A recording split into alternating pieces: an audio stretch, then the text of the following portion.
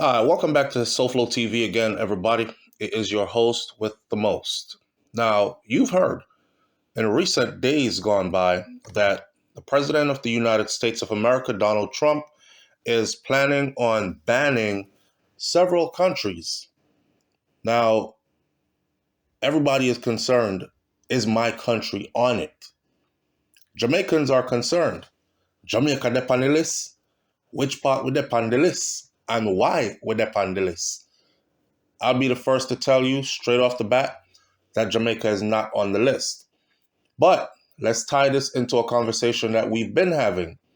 Recently, Secretary of State Marco Rubio, elected to that position under Donald Trump, his boss, made it clear that any Caribbean nation, public officials, elected leaders who continue to use the Cuban medical program, that means doctors and nurses out of Cuba, they will lose their U.S. visas. Not only them, but also their close family members. Now, shaking the tree and watching what falls out. This is not about the people of those nations losing access to the U.S., or wasn't at first, but more about the leaders losing access to the U.S. through the U.S. taking away their visas. Jamaica is not on this list, but I did realize that there are other Caribbean islands who are on this list, and I can't help but to think that they made it to this list because they made it known that they would be standing with the Cuban medical program, the Cuban doctors, and all the good things that the Cubans have done for them. Now they're on the list. So pay close attention. You will know what Caribbean islands are on the list. You will know how they could be affected as this moves forward. This will be detailed for you. There will be no misunderstanding when this video is complete. The Trump administration is considering implementing a new travel ban that could impact citizens of dozens of countries. The ban would apply to up to 43 countries, far more than the previous travel ban President Trump had imposed during his first term when he was first president. Here's what we know so far about this travel ban possibly coming down the line, how it compares to the past policies, and what citizens of these countries need to know. So far, the Trump administration's travel restrictions could target citizens of up to 43 countries, like we said before. These countries are actually divided into three categories. Pay close attention. Category 1, you have full visa suspension. Category 2, you have partial visa suspension. And Category 3, you have probationary periods. Who is in Category 1? A group of 10 countries, including Afghanistan, Iran, Syria, Cuba, and North Korea. They are in Category 1. They could face a full suspension of U.S. visas. This means that their citizens would not be allowed to travel to the U.S. for any purpose at all, including tourism, business, studies, etc. So if you are a person who holds Cuban papers and you're affected in this way, if you're a student that's studying in the U.S., if you are a business person that conducts business in the U.S., if you are just simply coming for tourism or vacation to visit family members, you would not be allowed to do so anymore. Simply cannot enter the United States of America. That's full visa suspension. Category 2, partial visa suspension. Now, a second group of 5 countries are in the partial visa suspension group, and those are Eritrea, Haiti, Laos, Myanmar, and South Sudan. They could face partial suspensions affecting tourists, student, and other immigrant visas. Some expectations may apply. Now, in this group, of course, just like the first group, if you're a business person, if you're a student studying in the US, if you have family members here that you travel back and forth to see, etc., all these will be affected. These are partial visa suspensions. The third group is the probationary period group. Now, the third group consists of 26 countries. Some of those countries are Belarus, Pakistan, Turkmenistan. Those are a few. They would be given 60 days to address perceived deficiencies in their security and their vetting process. If improvements are not made, then these countries could face partial suspensions, which means they would move up to group number 2, possibly even moving all the way up to group number 1.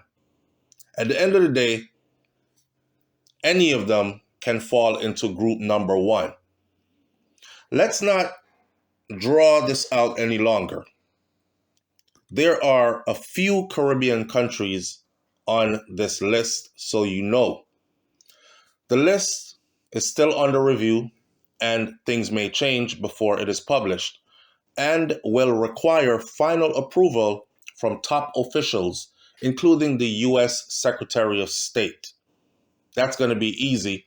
If you've been paying attention, you saw what happened to the U.S. Secretary of State, who was taken out of that position and who was recently put to replace the individual in that position. So if that's the approval that is required, consider it done. Now, the countries under consideration for full or partial suspension includes both familiar names from past bans and some new ones. While some countries such as North Korea and Cuba have already faced travel restrictions, others like Belarus, Eritrea, those are newly targeted countries. The US government has emphasized the importance of vetting and screening travelers to address national security risks, and this new set of restrictions is likely to build on those concerns. Now, the Caribbean countries that are involved, for most people who are from the Caribbean or familiar with Caribbean culture, they're going to tell you that these are the most peaceful Caribbean countries, or among the most peaceful Caribbean countries, with booming economies, doing pretty well on their own, and are a trouble to pretty much nobody. So how they ended up on this list is to be studied. They are removed and restricted into categories. So you have the red category, then you have the orange category, and then you have the yellow category, similar to full visa suspension, partial visa suspension, and probationary periods, category 1, 2, and 3. In the red category, you have Afghanistan, Bhutan, Cuba, Iran, Libya, North Korea, Somalia, Sudan, Syria, Venezuela, Yemen. Did I mention Cuba? In the orange category, you have Belarus, Eritrea, Haiti, that's one Caribbean island, Haiti, Laos, Myanmar, Pakistan, Russia, Sierra Leone, South Sudan, Turkmenistan. It is in the yellow category now. I gave you the red category, the orange category, and now we're on to the yellow category. In the yellow category, you have Angola, Antigua and Barbuda, one Caribbean island, Benin, Burkina Faso, Cambodia, Cameroon, Cape Verde, Chad, Republic of Congo, Democratic Republic of Congo, Dominica, that's another Caribbean island, Dominica. Then you have Equatorial Guinea, Gambia, Liberia, Malawi, Mali, Mauritania, St. Kitts and Nevis, St. Kitts and Nevis, St. Lucia, there's another one, and another one, Caribbean islands, Sao Tome and Principe, and then Vanuatu and Zimbabwe. So on the list, if you're looking for Caribbean islands, you know by now that the Caribbean islands on the list are Haiti, Dominica, Antigua and Barbuda, St. Kitts and Nevis, and St. Lucia. Jamaicans, your prime minister has not replied, or at least has not replied in a defensive manner where he would say, we are standing with the Cubans. So I don't care what the U.S. wants to say. If I give up my visa, I'm willing to do so because my country comes first and its citizens and their health are important to me. See, the Right Honorable Andrew Holness out of Jamaica has not made a stance yet. Therefore, I don't see Jamaica on the list yet. This is me just guessing, because according to them that have put this out, this is about vetting and screening travelers to address national security risks. Now, you know, and I know, if that was the case, Jamaica would be on the list for sure. Countless people have been caught coming out of Jamaica with cocaine and other drugs. Even Jamaican law enforcement officials have been caught transporting drugs into the United States of America. And we're talking kilos of cocaine. So if this was about vetting and screening and national security, Jamaica would definitely be on the list, and not so much St. Kitts and Nevis or Antigua and Barbuda or St. Lucia. What I do see in common is that these Caribbean islands have said in recent times, their leaders, we're prepared to lose our U.S. visas to continue to work with the Cuban medical program, doctors and nurses from Cuba. How does this compare to Trump's first term travel ban? Those who are around might remember it. So the latest travel ban is similar to the travel ban that Trump implemented during his first term. His initial policy, introduced in 2017, targeted several predominantly Muslim majority countries. That ban evolved over time as courts struck down earlier versions of it, but it eventually became law. This new set of restrictions, these go beyond the earlier ban in several ways. It includes countries that were not a part of the original list, such as Haiti, such as St. Kitts and Nevis, St. Lucia, Antigua and Barbuda, Belarus, and places additional scrutiny on government that the U.S. deems to have inadequate vetting practices. That's the excuse they're given. Inadequate vetting practices. Again, I'm a Jamaican.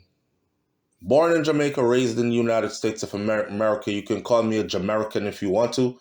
But if we're talking about vetting, Jamaica has a lot of citizens in the United States of America of unsavory character when compared to other Caribbean islands, who many Jamaicans themselves would say that's who they gave a visa to.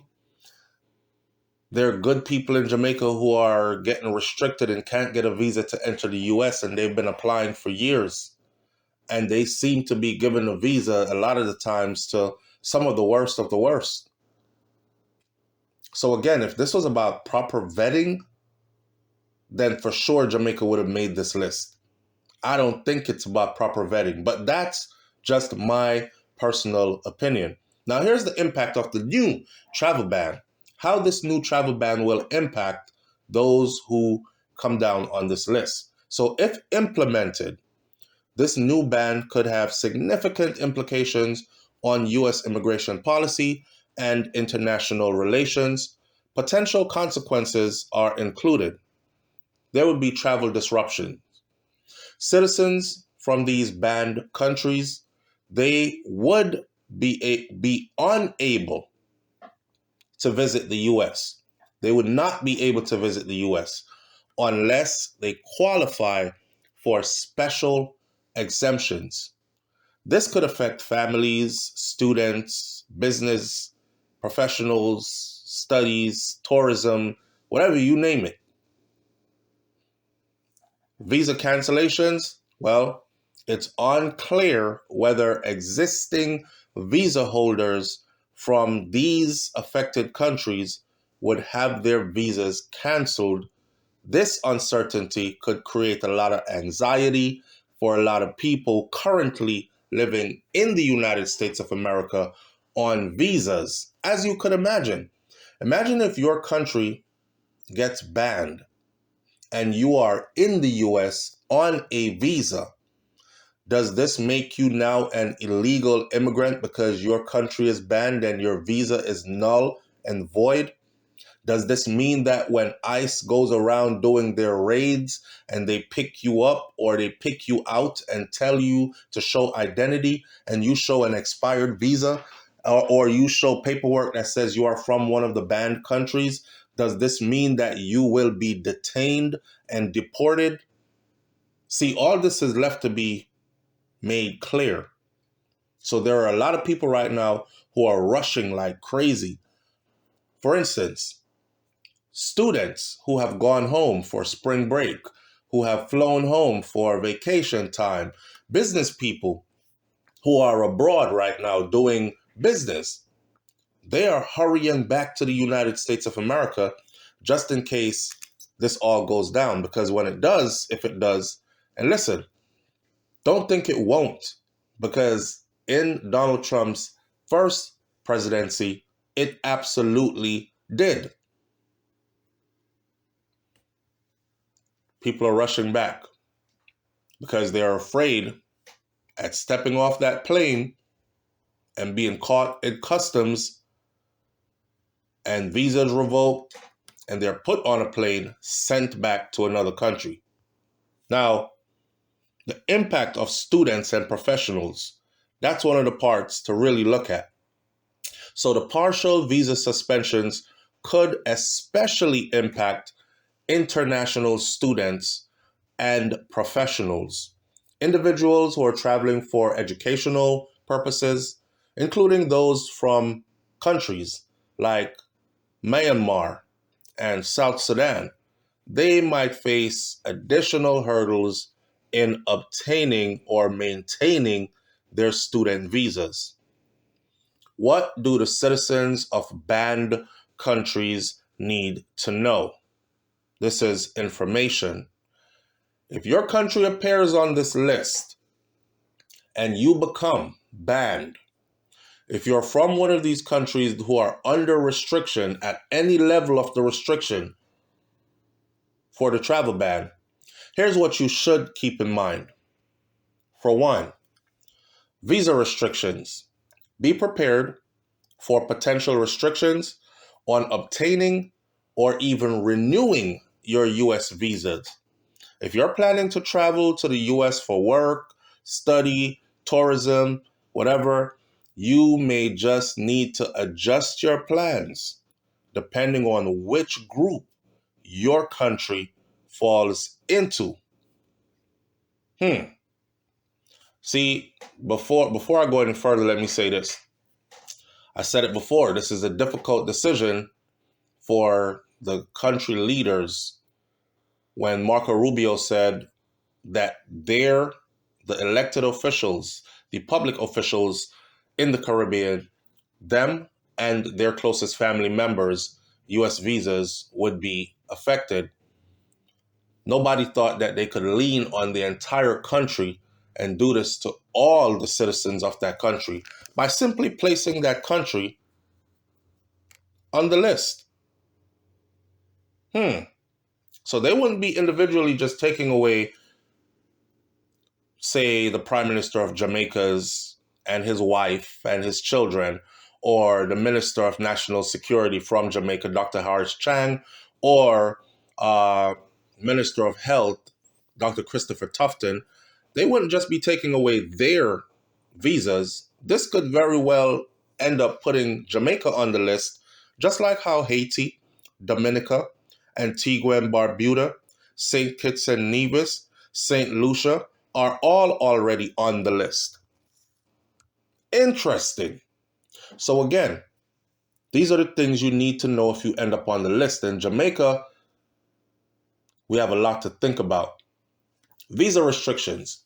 Be prepared for potential restrictions on obtaining or renewing your U.S. visa. If you're planning to travel to the U.S. for work, study, or tourism, you may just need to adjust your plans depending on which group your country falls into. Next thing you need to know, for those who already hold a visa, if you already hold a U.S. visa, the status of that visa could be affected by this new ban. I know there are probably Jamaicans on visa in the U.S. right now studying or whatever they're doing, and they're saying, Mr. Holness, please get rid of the Cubans them. I'm sorry, but get rid of them. Because right now, if they put us on this list and they cut our visa, we have to go home or we remain in the U.S. illegally. It's always fun and games until it's your time to put your feet in those pair of shoes. Now, in particular, again, if you already hold a U.S. visa, the status of that visa you're holding could be affected by this new ban. In particular, individuals from countries who are facing full visa suspension, they may see their visas completely revoked, taken away, null, void, no longer good, even if they were issued before the ban took place. Third thing you might want to know is that green card holders, if you're a lawful permanent resident, a green card holder, you are likely to be exempt from this ban. However, though, there are concerns that certain individuals who have been involved with certain activities, such as protests or political movements, they might face additional scrutiny. And under these guise and guidelines, you could see your green card revoked. Another thing you might want to know, stay informed. Ignorance is no excuse. Now, because the situation is evolving, stay updated. Stay on the latest news and the official announcement regarding the travel ban. If you're concerned about how the restrictions might impact you, then consulting an immigration lawyer or an advisor is recommended. There are a lot of people who jump on these videos and they go, oh, you're fear-mongering, you're keeping people scared. No, we're giving people information and keeping them ahead of the curve. Nowhere on here did I say every green card holder is at risk.